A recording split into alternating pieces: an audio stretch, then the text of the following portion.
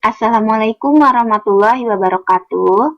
Bertemu lagi di pembelajaran tematik hari ini, masih dengan tema persatuan dalam perbedaan, dengan subtema rukun dalam perbedaan.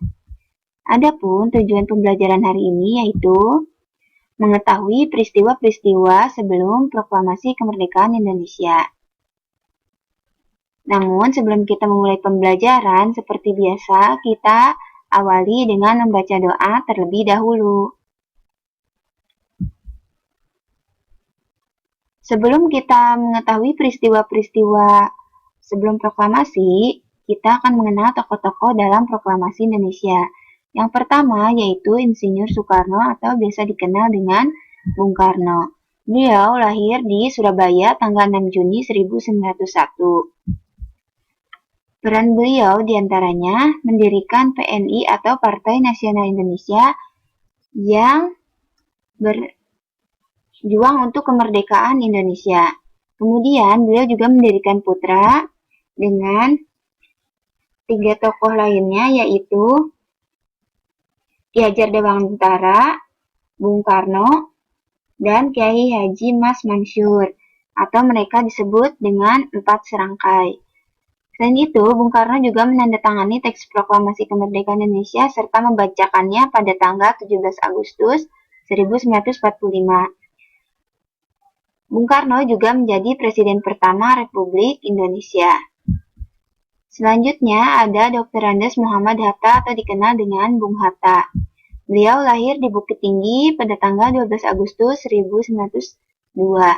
Perannya yaitu bergabung dalam Perhimpunan Mahasiswa yang kemudian berganti menjadi Perhimpunan Indonesia.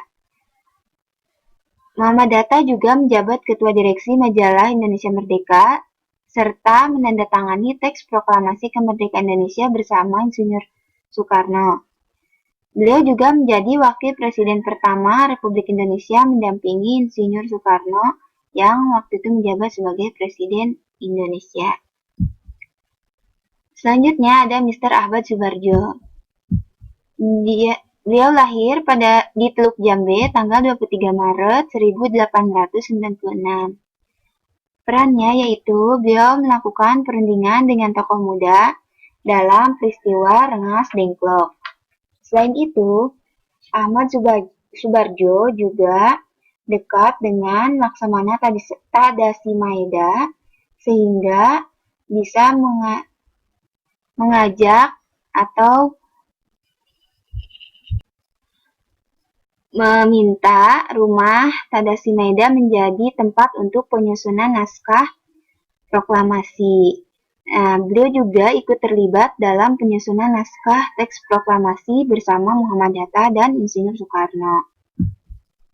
Yang selanjutnya yaitu ada Fatmawati. Fatmawati lahir di Bengkulu tanggal 5 Februari 1923. Beliau ini adalah istri dari Insinyur Soekarno.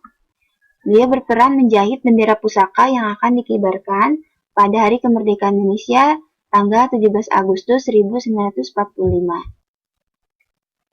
Selanjutnya ada Laksamana Tadasimaeda.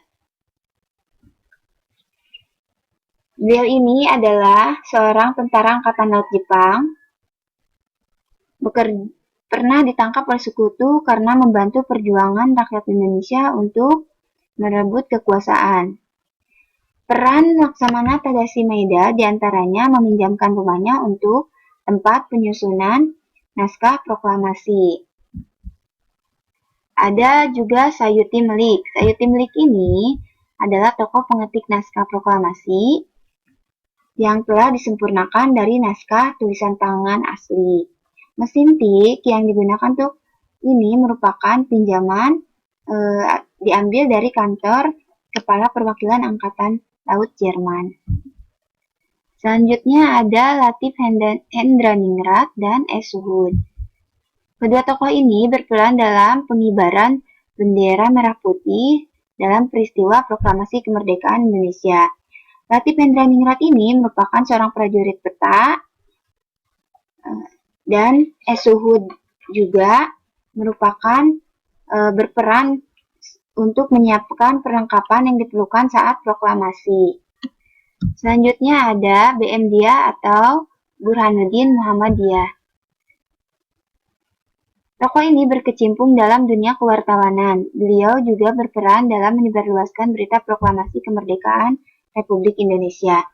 BM Dia menyebarluaskan tentang kabar proklamasi kemerdekaan Indonesia ini ke seluruh tanah air, serta menemani Sayuti Melik saat mengetik naskah proklamasi. Selanjutnya, kita belajar tentang peristiwa-peristiwa sebelum proklamasi kemerdekaan Indonesia.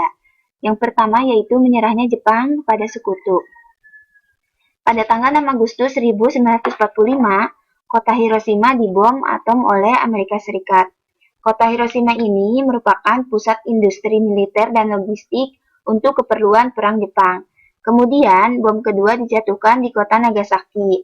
Kota Nagasaki ini merupakan kota industri dan pelabuhan penting di pantai barat Kyushu, Jepang.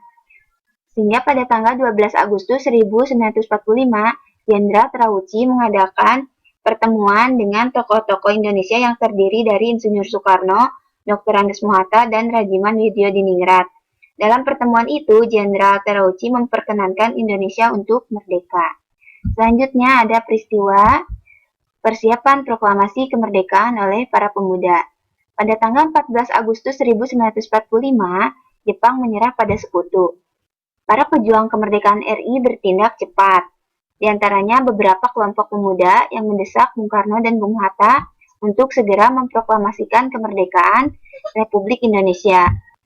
Tetapi Bung Karno masih menanti berita resmi dari pemerintahan Jepang. Para pemuda tidak puas dengan sikap Bung Karno dan mereka melakukan rapat lagi malam itu di Cikini. Selanjutnya ada peristiwa Rengas Dengklok. Pada tanggal 16 Agustus 1945 pukul 4 pagi, utusan para pemuda menjemput Bung Karno dan Bung Hatta. Mereka diam-diam meninggalkan kota Jakarta menuju Rengas Dengklok, Karawang, Jawa Barat. Kemudian pada pukul 4 sore, Ahmad Subarjo dipertemukan dengan Bung Karno dan Bung Hatta. Akhirnya semua berkumpul dan sepakat untuk menyusun naskah proklamasi kemerdekaan. Namun, naskah proklamasi tersebut harus ditandatangani di Jakarta, sehingga pada pukul 22.00 tanggal 16 Agustus 1945 mereka kembali ke Jakarta. Peristiwa selanjutnya yaitu penyusunan naskah proklamasi. Pada tanggal 16 Agustus 1945 pukul 23.00 rombongan Bung Karno tiba di Jakarta dan kemudian mereka menuju rumah Laksamana Tadashi Maeda.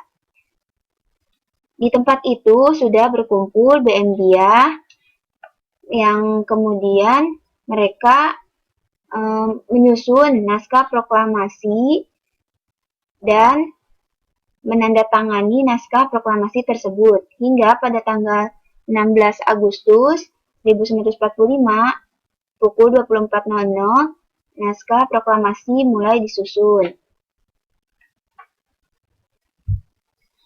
Beberapa orang mengusulkan susunan isi naskah termasuk Bung Karno.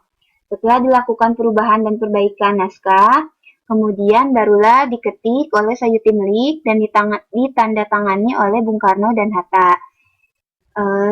Sehingga pada tanggal 17 Agustus 1945 pada pukul 5 dibahas tempat untuk pelaksanaan proklamasi. Para pemuda mengusulkan dilakukan di lapangan Ikada. Namun Bung Karno menyarankan proklamasi dilaksanakan di Jalan Pegangsaan Timur nomor 56 Jakarta pada pukul 10.00 dan saran tersebut diterima serta disetujui oleh yang lainnya. Akhirnya mereka pun bubar. Selanjutnya kita akan belajar tentang kerukunan dalam kehidupan sehari-hari. Nah, dalam permainan tradisional rangkul alu mengandung nilai kerukunan diantaranya persatuan, kekompakan, atau kerjasama. Permainan tradisional ini banyak dimainkan untuk mempererat tali persaudaraan dan permainan ini juga membutuhkan kerjasama. Permainan akualir ini bisa memupuk cinta tanah air. Bentuk cinta tanah air ini bisa dilakukan dengan melestarikan budaya tradisional, yaitu dengan cara mengenal tarian tradisional.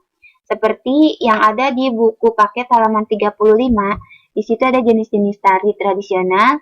Gambar pertama itu adalah tari kencet ledo dari Kalimantan Timur dengan pola lantai vertikal. Kemudian ada tari piring yang berasal dari Sumatera Barat, memiliki pola lantai melingkar. Selain itu juga ada tari kipas dari Sulawesi Selatan dengan pola lantai melingkar. Ada juga tari pendet yang berasal dari Bali yang mempunyai pola lantai vertikal. Nah, di pembelajaran terakhir ini kita akan membacakan tentang biografi pengibar bendera proklamasi, yakni Abdul Latif Hendra Ningrat, yang sebelumnya kita pernah bahas ya sedikit. Nah, di sini akan dibahas lagi.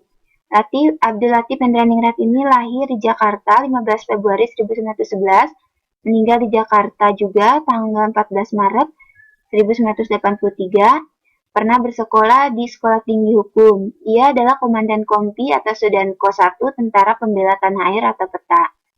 Beliau adalah pengibar bendera merah putih ketika peristiwa proklamasi kemerdekaan Republik Indonesia. Beliau juga merupakan pendiri BKR atau Badan Keamanan Rakyat di Jakarta, dan beliau juga terlibat dalam beberapa pertempuran setelah kemerdekaan. Selain itu, Abdul Latif Hendra Ningrat juga pernah menduduki sejumlah jabatan penting, diantaranya Direktur Pusat Pendidikan Perwira TNI Angkatan Darat di Bandung, Atasé Militer di Filipina, Washington DC, Direktur SSKAD di Bandung, anggota DPR GR, dan sejumlah jabatan lainnya termasuk Rektor IKIP Jakarta tahun 1965 sampai 1966. Demikian pemaparan materi dari Ibu hari ini, mudah-mudahan bermanfaat. Terima kasih untuk semuanya. Tetap jaga kesehatan dan selalu semangat belajar. Wassalamualaikum warahmatullahi wabarakatuh.